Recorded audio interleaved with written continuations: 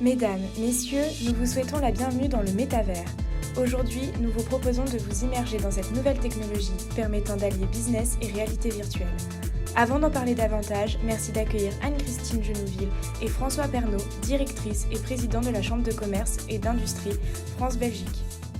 Alors aujourd'hui, cette manifestation, dans un cadre effectivement qui est un petit peu disruptif et assez innovant, nous y tenions avec trois objectifs. Alors le premier, c'est de vous voir et puis de vous annoncer bien entendu tout ce qui va se passer. La seconde chose, c'est que justement, on commence beaucoup à parler du métaverse et vous, comme nous, avons envie de savoir de quoi il retourne. Nous avions aussi un troisième objectif, c'est de faire témoigner quelques-uns d'entre vous. Anne-Christine, à vous la parole.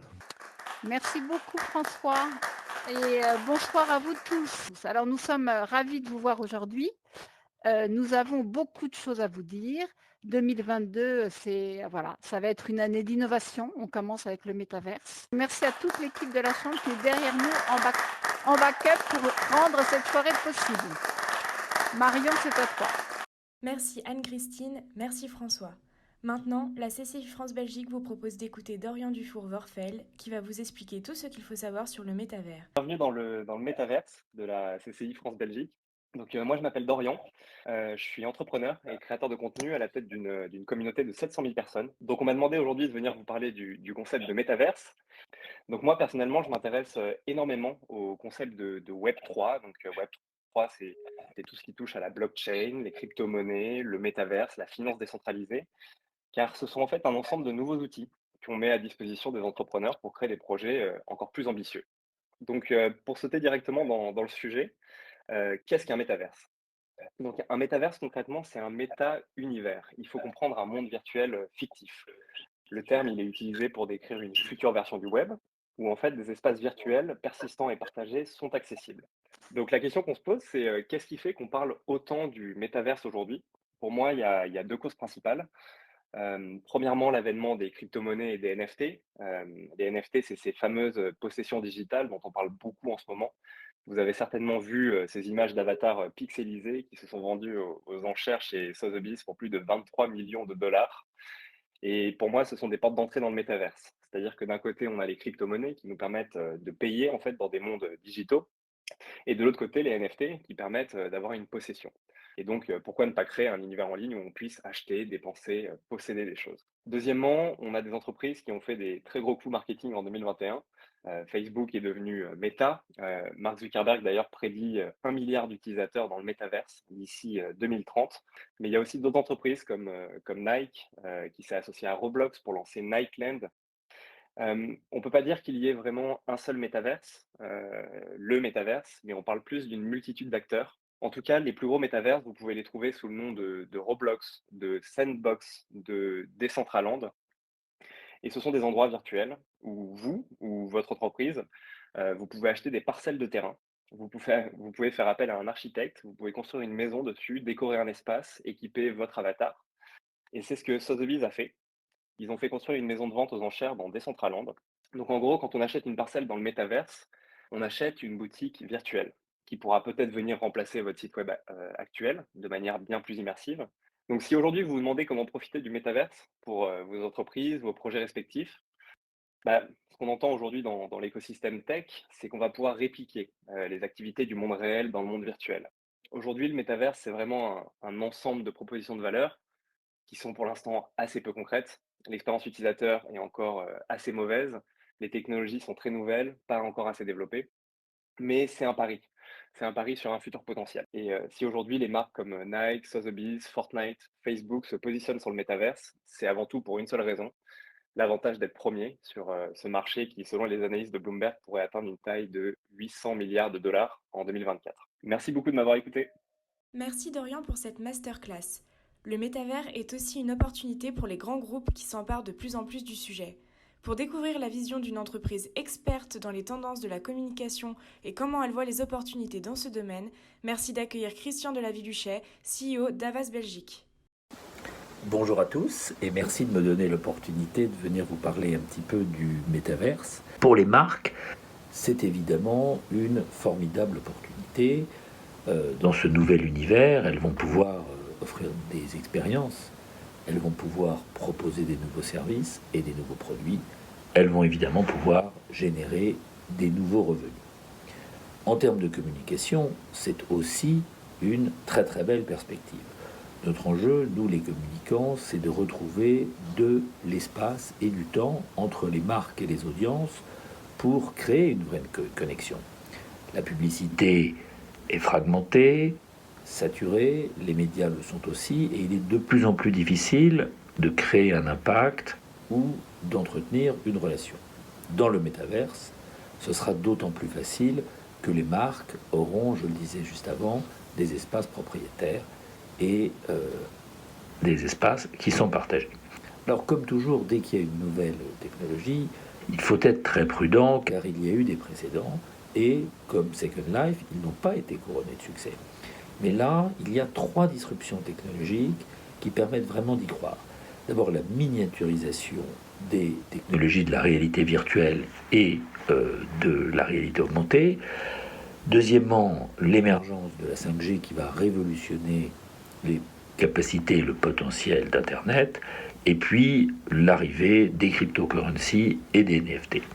Donc, nous avons confiance. On parle d'investissements de 20 à 50 milliards d'euros dans les 3 à 5 ans à venir. Et donc, la prochaine fois qu'on se voit, je pense que ce sera dans le métaverse. Merci à tous. Merci Monsieur de la Villuchet et à Havas de nous avoir partagé votre vision et votre avis pour investir le métavers au sein d'une entreprise. 2022 est une année marquée par de grands rendez-vous. Au-delà de l'élection présidentielle, 2022 signe le retour de la présidence française du Conseil de l'Union européenne pour la première fois depuis 14 ans.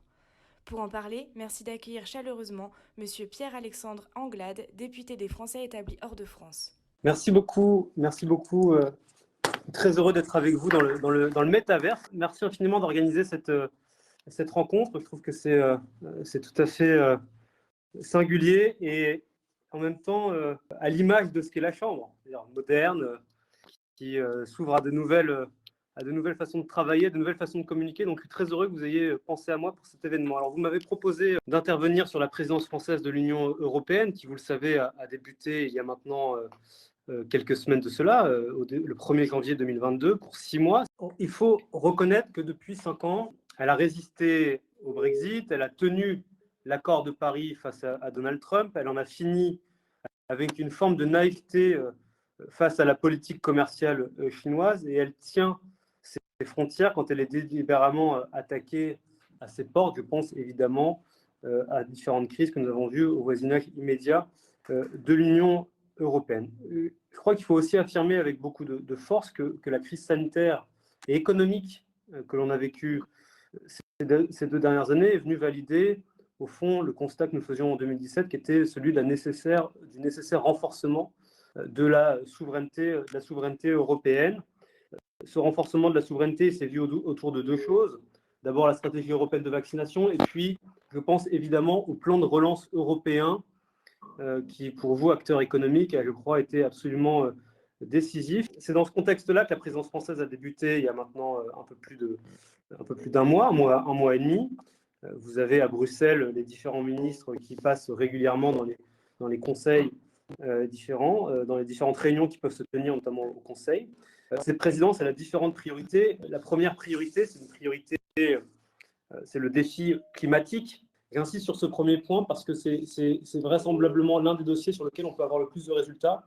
Et je pense en particulier à quelque chose que nous défendons maintenant depuis 4 ans, qui est l'idée d'une taxe carbone aux frontières de l'Europe. Le deuxième défi, c'est le défi numérique. Nous sommes en plein dedans. Et cette présidence, elle doit poursuivre sur ce chemin avec 2 textes emblématiques, 2 textes pionniers qui visent d'une part à éviter que les grands géants du numérique empêchent toute concurrence et donc in fine toute innovation, et d'autre part à définir des règles de responsabilité des grandes plateformes au titre des produits qu'elles vendent ou des contenus qu'elles diffusent. Troisième priorité, c'est la protection et l'adaptation de notre modèle social. Donc nous devons aller plus loin, c'est le sens de la directive sur les salaires minimums dans l'Union européenne, non pas définir un SMIC européen comme une moyenne, mais tirer ces salaires vers le haut Et puis, dernier élément qui me semble important de mettre en valeur, c'est évidemment celui de la protection des frontières européennes, de la politique migratoire commune que l'on doit être capable de construire ensemble. On l'a toujours très clairement assumé. Un projet politique, et l'Union européenne en est un, ne peut pas exister sans frontières claires et sûres. Et donc, le président de la République a présenté des réformes de l'espace Schengen. Voilà ce que je voulais vous dire. Et merci à toutes et tous pour votre écoute et pour votre accueil dans le Métaverse. J'étais très heureux d'être avec vous ce soir. Merci, monsieur le député. Comme vous le savez, la CCI France-Belgique accompagne des entreprises dans leurs projets d'exportation et dans leur développement en Belgique. Au travers d'études de marché, de veille sectorielle ou encore de domiciliation, ce sont des centaines de projets qui chaque année se concrétisent grâce à notre service d'appui aux entreprises. Qui de mieux pour en parler que nos membres ? Découvrez maintenant 2 témoignages d'entreprises qui ont fait confiance à la CCI. Amis belges, bonjour. Si votre mémoire ne vous fait pas défaut, je m'appelle Marc-Gilles Guillem de la maison Berthe Guillem, située aux portes du parc naturel régional des Pyrénées ariégeoises françaises. Notre laboratoire familial et artisanal est lui-même situé au cœur de notre ferme familiale, la ferme Garabé, dans un écrin de verdure et propice à la formulation et la création de savons et soins certifiés biologiques. Notre marque de fabrique, c'est l'élaboration de soins et de savons à partir du lait de nos chèvres alpines, qui est un lait très utilisé dans les pays nordiques, très riche en vitamine A, sous la forme de provitamine A, et qui confère à tous nos soins des textures veloutées exceptionnelles, convenant aux peaux les plus sensibles, qui l'hydratent, protègent et nourrit durablement. Continuité, qualité, savoir-faire familial et artisanal, la maison Berthe Guillem reste très attachée à ses valeurs fortes dans une époque où le bio en cosmétique s'est beaucoup industrialisé. Après Berthe Guillem, et maintenant à notre tour, nous nous engageons dans une attitude écologique sans faille qui dicte au quotidien chacun de nos gestes, du lait, des plantes et enfin à l'élaboration de chaque soin. Nous sommes très reconnaissants à la Chambre du commerce et de l'industrie France-Belgique du lien que vous nous avez permis de créer entre la France et la Belgique par le biais de cette rencontre et échange du mois d'octobre 2021. Nous vous l'avons déjà dit, mais avons le plaisir de vous le redire, votre accueil a été vraiment très chaleureux, dépassant même nos espérances. Donc encore merci. Cette rencontre a débouché sur un rendez-vous a priori très qualitatif, que notre interlocuteur du département cosmétique des magasins Carrefour a été réellement enthousiasmé par notre histoire familiale et la qualité de notre gamme. Voilà, je vous souhaite une très belle journée et encore une belle année 2022, que le meilleur vous accompagne. À très bientôt, au revoir. Bonjour à tous, Marvin Potier, je suis cofondateur de Naki Power et Chief Sales Officer. Qu'est-ce qu'on fait chez Naki ? On encourage l'économie collaborative. On est parti d'un constat qui est assez simple, c'est qu'il y avait beaucoup de power banks, donc de batteries portables, qui étaient achetées de manière compulsive. On peut penser dans un aéroport, par exemple, ou dans une gare. Et nous, on veut absolument éviter ça, parce qu'aujourd'hui, il y a des millions de batteries externes qui sont en train d'hiberner dans les tiroirs. Et chez Naki, on croit plus dans un mode de partage plutôt que dans un mode d'achat. C'est-à-dire qu'on va favoriser l'accès plutôt que la possession.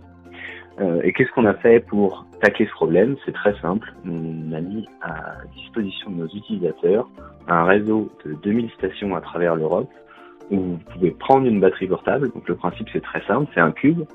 Sur le cube, il y a un QR code. Vous scannez le QR code et il y a une power bank, une batterie portable qui sort de la station. Et cette batterie, vous pouvez l'utiliser soit directement sur place, soit la redéposer dans une de nos 2000 stations en Europe. Je suis aussi vice-président de la French Tech Bruxelles. Ici, on a 3 gros piliers. Le premier, c'est un réseau où on est connecté avec, entre autres, les startups de la SP 120. On facilite la communication. Et un troisième point, c'est qu'on organise des événements. Et ça fait un lien assez simple avec la Chambre de commerce et d'industrie, avec laquelle on collabore assez souvent. Et pourquoi la Chambre de commerce et d'industrie, et en l'occurrence le club affaires, a été bon pour Naki et pour la French Tech, je dirais principalement pour son réseau, c'est-à-dire qu'il y a beaucoup de décideurs, de dirigeants, de fondateurs. C'est un réseau qui est de qualité, qui a une taille qui est assez conséquente, mais qui reste abordable.